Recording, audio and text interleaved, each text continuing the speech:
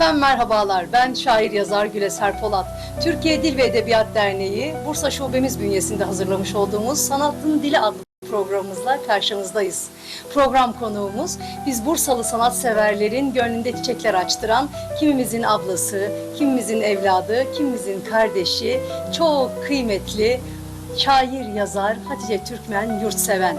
Efendim hoş geldiniz, sefalar getirdiniz. Efendim, teşekkür ediyorum, sağ olun. Böyle güzel bir davette, güzel bir programda sizlerle olmak çok güzel. Teşekkür ediyorum. Biz de çok mutlu olduk Doskala, vakit ayırıp geldiğiniz için. Sağ olun. Az evvel bizler sizden birazcık bahsettik. Ama tekrar kıymetli izleyenlerimiz için Hatice Türkmen Yurtseven kimdir bir de sizden dinleyelim. Evet, bilenlere hatırlatalım, bilmeyenlere de tanıtalım. Evet. Merhaba kıymetli gönül dostları. Ben Hatice Türkmen Yurtseven. Bursa Karacabey Seyran Köyü doğumluyum. Evet. 4 çocuklu bir ailenin en küçüğü ve tek kız çocuğuyum. 30 yıla yakın bir zamandır Bursa'da ikamet ediyorum. Birçok sivil toplum kuruluşlarında gönüllü bir bireyim. Bursa'da bulunan birçok sizlerin de bildiği kitap çıkaran arkadaşların tanıtım gecelerinde sunum ve program hazırlığı üstlenen gönüllü bir aşınızım. Bu işleri severek yapıyorum. Ben insanları, karşımdaki insanı mutlu ettiğimde ben daha çok mutlu oluyorum ve bunu kendime ilke edinmişim. Evet. Bu şekilde evliyim, bir kızım, bir oğlum var ve esnafım, çalışıyorum. Çok güzel. Güzel bir yerde çalışıyorum. Bütün arkadaşlarım uğrak noktası olan Kapalı Çarşı'nın içindeyim ve onların bana gelerek uğramaları beni çok keyiflendiriyor, çok mutlu oluyorum. Adeta bir edebiyat kulübü aslında. Aynen. Öyle Zaten diyebiliriz. Zaten isim taktık, Esnaf Edebiyat Kulübü Değil mi? diye. Hepsini çok seviyorum. Sağ olun. Bu toparlayıcı, kucaklayıcı, güzel gönlünüzü seviyoruz. Teşekkür ederim. Evet Sağ kıymetli olun. kalem. Edebiyata olan ilginiz ne zaman başladı? Onu da sizden öğrenelim. Evet, edebiyata olan ilgimiz. Evet. Birçok arkadaşımın da klasik bir cevabı olarak ilkokul yıllarında 4. sınıf 21 Mart Orman Haftası öğretmenimizin ders sonucu köy ortamında ulaşabilecek bir noktanın olmadığı bir yerde ve hani kul sıkışmayınca Hızır yetişmezmiş bir tabirimiz var ya, o şekilde zora kalınca kendimin kaleme aldığı bir Orman Haftası şiiriyle başladık. Daha sonraki zaman döneminde de yazmaya gayret ettik. Ne kadar güzel. İyi ki varsınız. Peki kıymetli hocam, yazmak size neyi ifade ediyor? Yazmak neyi ifade ediyor? Evet. Yazmak olmazsa olmazım. Yazmak kalemle, kağıtla dertleşmek. Acıyı, hüznü bir parça oraya dökerek kendini rahatlatmak. Öyle ifade ediyor. Siz yazarken ben sizi takipteyim. Çok da sıkı bir hayranınızım. Teşekkür ederim. Hep bir Zila'dan bahsediyoruz. Evet. Zila ile konuşuyoruz. Zila nedir? Bir Zila ile konuşuyoruz. izleyicilerimiz de öğrensin. Zila belki ben, belki biz. Zila benimle bütünleşen, Zila hayaldaşım, gönüldaşım, Ya. sırdaşım. Zila benim gölgem. Evet. Ben Zila'nın gölgesinde büyüyen, yarım kalmışlıklarımı bütünleyen, belki de Zila ruhumun diğer yarısı. Ya. Aslında her şairin ve kalem ehlinin Evet. olumlu olumsuz yaptığı eleştiriler.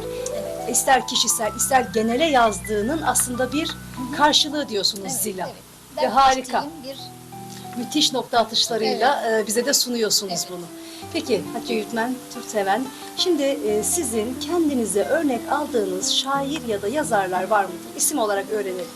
Şöyle başlayalım. Daha çocukluk yıllarımda köyde okunan mevlitlerde söylenen, kulağıma bir hoş gelen "Sordum sarı çiçeğe sen beni bilir misin?"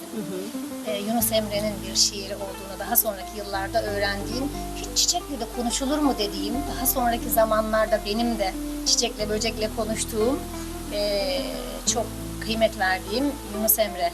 Daha sonra ilkokula başlıyoruz. Korkma sönmez bu şafaklarda. Mehmet Akif'le tanışıyoruz.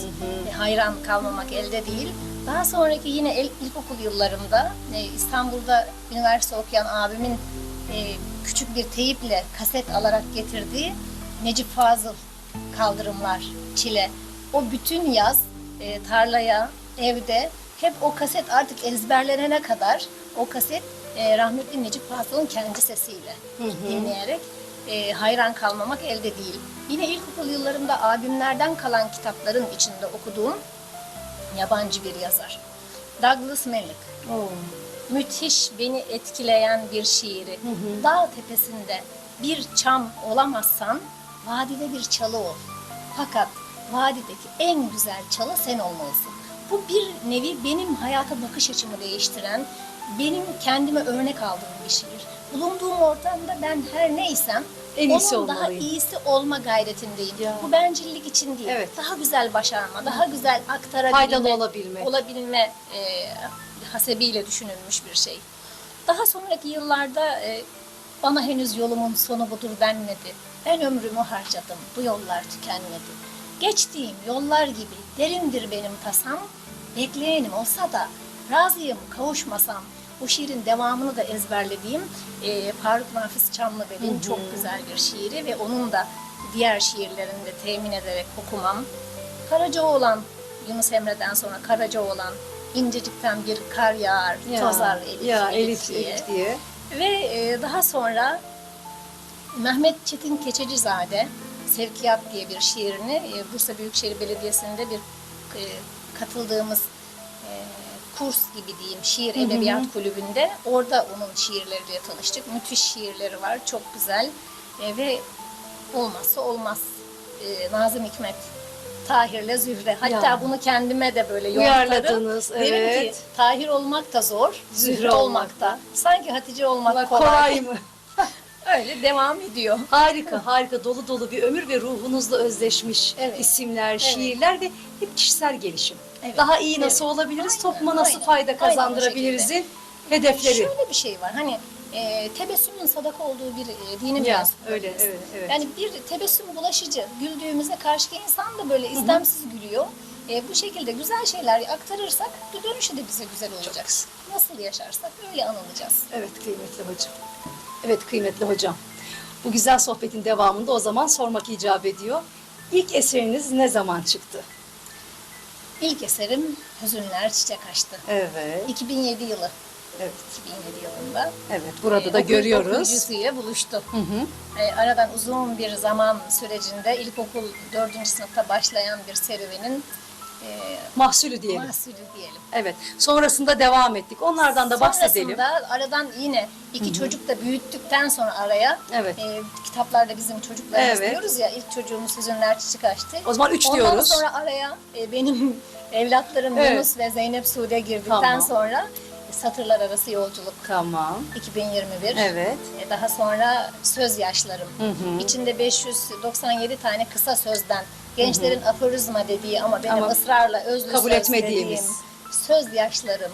Söz yani yüreğe dokunan Ve söz Türkçeyi de yaşlarım. muhafaza ederek. Aynen. Evet. Bununla çok özen göstermeye çalışıyorum.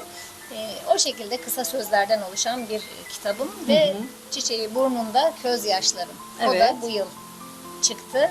Onda da bir hikaye, bir şiir var. Her şiirin hikayesi, her hikayenin İçerikler bir şiiri farklı. var. Evet, içerik farklı. Öyle bir köze dokunan, yüreğe dokunan hikayelerin bazen yaşanmış, aktarılmış, bazen hayal ürünü de eklenmiş, kurgulanmış. Yakın vakitte Ve göreceğiz mi? sonrasında çok yakın zamanda Tanıtım bir ona yapılacak. tanıtım yaparız. Tamamdır. Sizlerin de destekleriyle, İnşallah. kıymetli dostlarımızla Tabii ki. yaparız. İkinci bölüm olarak koyduğum şehitlere vefa borcumdur diye yazdığım 3 şehitimin hikayesini aktardığım bir bölüm de var son Çok bölümde. teşekkür ediyorum. Bir gazi eşi olarak ayrıca teşekkür Ben ediyorum. teşekkür Sağ olun. ederim, sağ olun. Peki kıymetli hocam, okumaya zaman ayırabiliyor muyuz? Okumaya zaman ayırmaya gayret ediyorum. Bildiğin üzere çok aktif Evet, bir yoğunsunuz. yoğunum. Çalışma hayatımda olunca evde annelik hepsi birbirine girince ben kendim ayırmaya çalışıyorum. İş yerine yürüyerek geliyorum. Spor aktivitemi yapmış oluyorum yürüyerek geldiğimde. Gelince de dinlenme bölümünde en az 2 sayfa bari okumam gerekiyor. Hem dinleniyorum hem 2-3 sayfa. Bazen kaptırıyorum, biraz daha uzun Fazla oluyor. okuyorsunuz. O şekilde akşam eve iş yerimde farklı bir kitabım var. Akşam eve gittiğimde başucumda mümkün mertebe uyumadan önce de yine bir 2-3 sayfa Zihni şöyle okuyası, temizleyerek. okumak istiyorum. Evet. Bazen kucağıma düşüyor kitap. Diyorum tamam artık uyuma vakti geldi. O şekilde okumaya gayret ediyorum. Çok güzel. Ne mutlu size. Yani son okuduğum, şu an bitirdiğim, iş yerinde bitirdiğim Miraç Çağrı Aktaş'ın Yine de Sevdik diye bir kitabı. Her Roman mıdır, öykü mü? roman da değil. Deneme, Deneme. öykü, hikaye gibi her sayfada farklı şeyler var.